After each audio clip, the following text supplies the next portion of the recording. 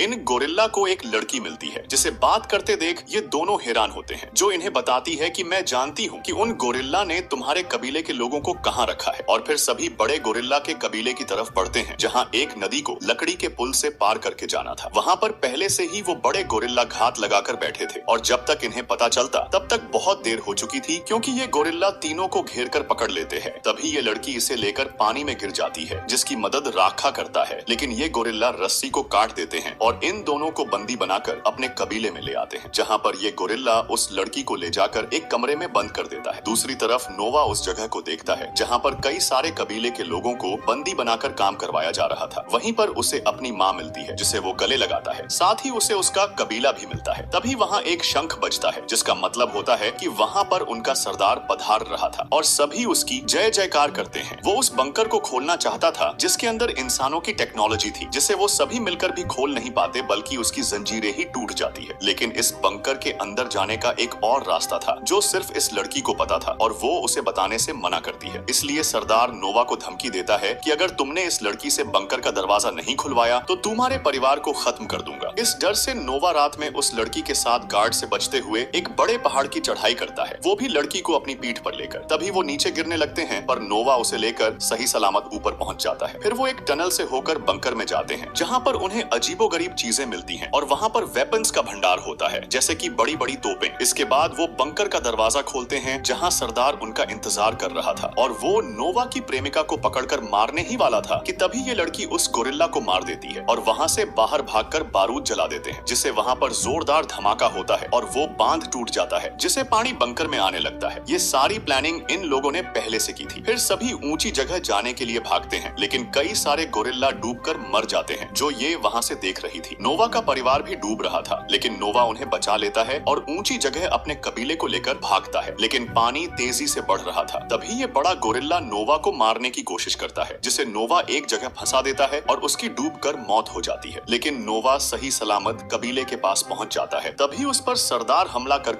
उसे मारने लगता है और सभी को डराता है और नोवा को उठा कर पटकता है, जिसके बाद नोवा को खड़ा होकर झुकने को कहता है। लेकिन नोवा बाज से उस पर हमला करता है, जो उसके कबीले का हिस्सा थे, और जैसे ही ये सरदार नोवा पर हमला करने जाता है तब बाज मिलकर उस पर हमला करते हैं और उसे नोच कर पहाड़ से नीचे गिराकर मार डालते हैं। इसके बाद ये गुलामी से आजाद हो जाते हैं और अपनी जिंदगी खुशी से गुजारने लगते हैं।